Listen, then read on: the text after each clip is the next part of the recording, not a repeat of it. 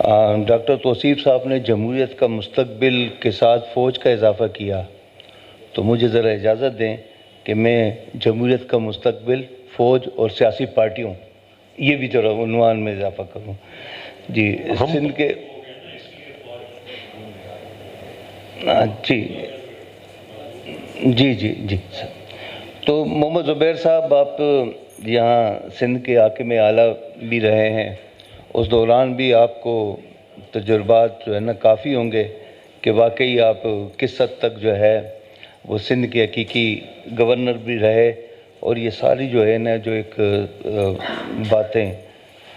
آپ سے پیش رو نے جو کی ہیں اس کو ذرا آگے بڑھائیے اور ذرا بتائیے کہ جمہوریت کا مستقبل کیا ہے۔ بسم اللہ الرحمن الرحیم۔ تھینک یو ویری مچ جی، پہلے تو یہاں بلانے کے لیے۔ ظاہر ہے ہر ایک کی اپنی رائے ہے، لیکن ایک میرے خیال ہے سٹارٹ میں ہی میں کہوں گا کہ جمہوریت ابھی تک جس طرح سے چلتی رہی ہے پچھلے 76 سال میں، تو اس کے بیسس پر تو نہیں کہہ سکتے کہ فیوچر بڑا اچھا ہے۔ Let's be honest about it, کہ اتنی لڑکھڑاتی رہی ہے، اور وہ جس طرح کہتے ہیں نا it's a case of 1 step forward and 2 step backwards. تو کوئی اٹھتا ہے اور بڑے زبردست جد و جہد کرتا ہے، اس جد و جہد کے نتیجے میں ایسا لگتا ہے کہ جمہوریت آ گئی، اور اس کے بعد پھر کچھ ایسا ہوتا ہے کہ وہاں رک جاتی ہے۔ تو لوگوں نے بڑا بڑا کنٹریبیوٹ بھی کیا ہے،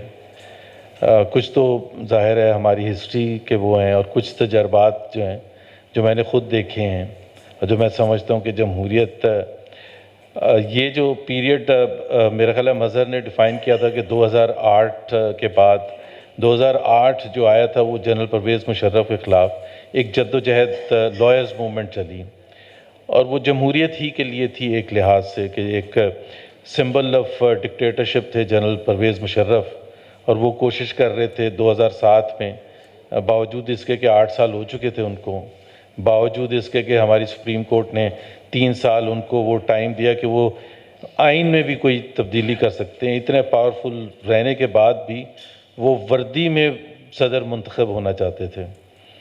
اور بڑی بڑی پولیٹیکل پارٹیز تھیں جو ان کو اس میں سپورٹ کرنے کے لیے تیار تھیں۔ لیکن جب وہ جو چارٹر آف ڈیموکریسی تھا جو 2 بڑی جماعتوں میں، جن کی وجہ سے جمہوریت مسلسل مشکل میں رہی سن 90 کی دہائی میں، یہ سب کو ماننا پڑے گا، پاکستان مسلم لیگ اور پیپلز پارٹی،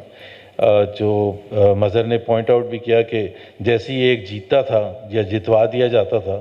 وہ دوسرا جو تھا وہ پنڈی پہنچ جاتے تھے اور اس کو گرانے کی کوشش کرتے تھے اور گرا دیتے تھے۔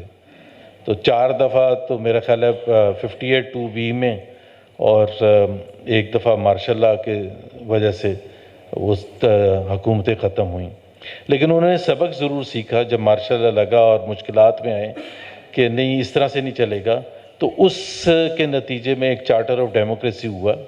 اور اس کا بہت فائدہ بھی ہوا، زیادہ فائدہ ہوا میرا خیال ہے اگر میں کہوں، کیونکہ اس کے نتیجے میں اگر آپ دیکھیں 2008 میں جب ڈیموکریسی واپس آئی ہے، پیپلز پارٹی کی حکومت آئی ہے، تو پاکستان میں پہلی دفعہ 50 سال کے بعد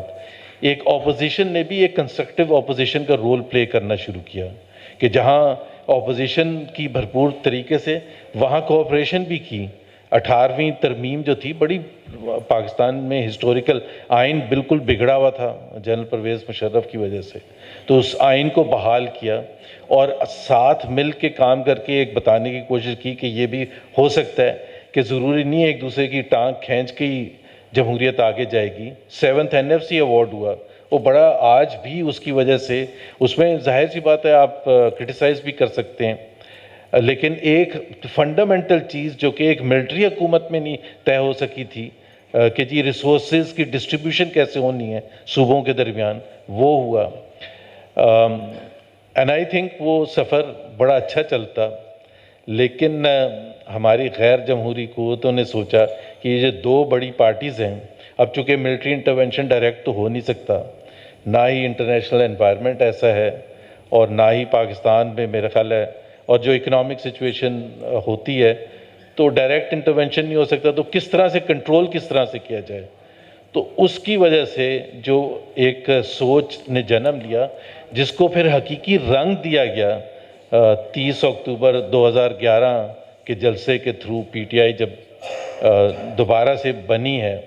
مجھے کوئی پی ٹی آئی سے وہ نہیں ہے، لیکن جس طرح سے وہ بنی تھی وہ ایک بڑی مشکل سے ہم واپس پٹری پر آئے تھے جمہوریت کے حوالے سے. اور میں سمجھتا ہوں کہ اگر وہ سوچ نہ آتی کہ کسی نہ کسی طرح سے ایک تھرڈ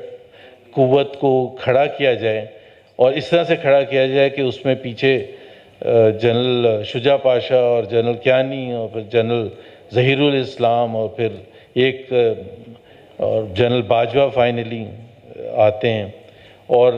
جو میں نے خود دیکھا 2013 میں نے حکومت جوائن کی، 2012 میں مسلم لیگ میں آیا، تو ہم نے جب 2013 میں بہت سے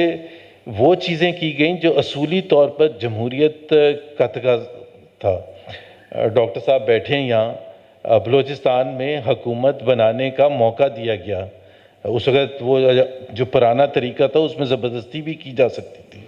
مسلم لیگ نواز کی اچھی خاصی سیٹیں تھیں اور زبردستی اپنی حکومت بھی بنائی جا سکتی تھی.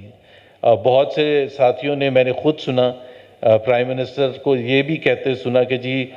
ہم آزاد کشمیر میں، اس وقت پیپلز پارٹی کی حکومت تھی، اس کو ہٹا سکتے ہیں، جیسے ابھی ہوا ہے گلگت بلتستان میں ہوا ہے، آزاد کشمیر میں ہوا ہے. اور کے پی میں بہت سے دوستوں نے یہ کہا کہ ہم بنا سکتے ہیں جے یو آئی ایف کو ساتھ ملا کے اور پی ٹی آئی کو باہر رکھ سکتے ہیں. لیکن یہ اصولی طور پر کہ جی جمہوریت کا تقاضا کسی کو کوئی فائدہ نہیں ہوتا اگر ہم اس قسم کی باتیں کریں گے. لیکن اس کے بعد جمہوریت پر جس طرح کہتے ہیں نا بمباری حملے کرنے، مطلب ابھی حکومت کو 1 سال ہوا تھا، ابھی تک کچھ کیا بھی نہیں تھا، کوئی ایسا غلط کام تو نہیں کیا تھا.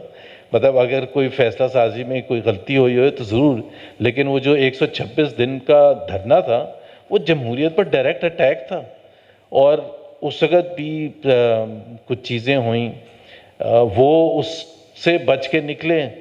تو پھر ڈان لیگز کے تھرو حملہ کر دیا گیا. ابھی آج خود جنرل باجوہ میں یہاں شیئر کر سکتا ہوں، انہوں نے بہت دفعہ کہا ہے کہ ڈان لیگز میں تو کچھ تھا ہی نہیں، لیکن اگر نہیں تھا تو وہ تو پھر وزیر اعظم کو اس وقت کے ہٹانے کی جس طرح سے کوشش کی گئی، اور صرف وہی جو ایک مسئلہ تھا ایکسٹینشن کا اس کو حاصل کرنے کے لیے، اور پھر وہ نہیں ہوا تو پھر پاناما شروع ہو گیا اور پھر اس میں سزا دی گئی اور لائف ٹائم سزا دی گئی. میرا خیال ہے سب وہ ایگری کرتے ہیں کہ وہ جو جس بنیاد پر ہٹایا گیا، تو جمہوریت نے تو سفر کرنا تھا. جس طرح ابھی شاید مظہر نے ذکر کیا تھا، مارچ 2018 میں باپ پارٹی کریٹ کی گئی، بلوچستان عوامی پارٹی. اوور نائٹ، جس طرح پہلے سن 50 کی دہائی میں ہوتا تھا کہ ایک نئی پارٹی بن گئی اور وہ اس کا حکومت اس کی بن گئی اور سینٹ میں الیکشنز اس کے بیسس پر ہوئے. تو میرا خیال ہے جہاں ہم کھڑے ہیں اس حوالے سے ہائیبریڈ حکومت جو لائی گئی عمران خان کی، تو عمران خان صاحب بھی اب ظاہر سی بات ہے پی ٹی آئی اب آن دا رانگ سائڈ ہے، اور یہ کوئی اچھی بات نہیں ہے، نہ ہی ایٹ لیسٹ میرے لیول پر. تو جس طرح مظہر نے ابھی بات کی تھی کہ انہی قوتوں نے جنہوں نے عمران خان کو بٹھایا تھا، انہوں نے پھر فیصلہ کیا کہ جی اب عمران خان کو نکالنا ہے. میرا اپنا پرسنل اوپینین اور بہت سے لوگوں کا اوپینین تھا کہ ہمیں چلنے دینا چاہیے حکومت کو، اور اگر ووٹ آف نو کانفیڈنس کرنا بھی ہے تو میرا خیال ہے ہمیں ووٹ آف نو کانفیڈنس کر کے الیکشن کرنا چاہیے. اس کی ایک بنیادی وجہ یہ تھی کہ اگر ہم الیکٹورل پروسیس میں جاتے تو ہمیں کمپرومائزز نہ کرنے پڑتے. کمپرومائز اگر آپ جب کرتے ہیں تو پھر جمہوریت ظاہر سی بات ہے افیکٹ ہوتی ہے.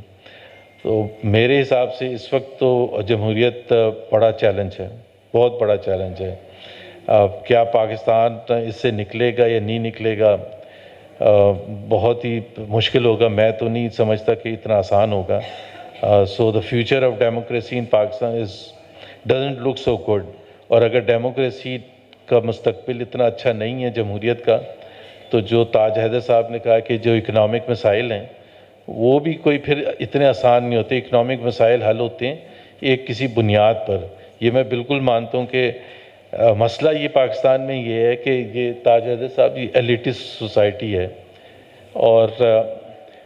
چاہے وہ سیاستدان ہوں، چاہے وہ جوڈیشری کے ججز ہوں، جنرلز ہوں، بڑے بڑے بزنس مین ہوں، ان کے لیے کوئی فرق نہیں پڑتا کہ جمہوریت ہے یا، بلکہ وہ ان کے لیے زیادہ اچھا ہوتا ہے کہ جمہوریت نہیں ہے، کیونکہ چھوٹے گروپ میں فیصلے سارے ہو جاتے ہیں اور فیصلے اپنے لیے ہوتے ہیں۔ ہمارے اور ہمارے بچوں کا مستقبل بڑا زبردست ہوتا ہے، پرائیویٹ سکولز میں جاتے ہیں، کلبز ہیں، باہر پڑھنے جاتے ہیں، سیکیورٹی اگر حکومت نہیں دے سکتی سیکیورٹی بھی مل جاتی ہے۔ تو جمہوریت انڈر پریشر رہے گی، اور جب تک جمہوریت انڈر پریشر رہے گی،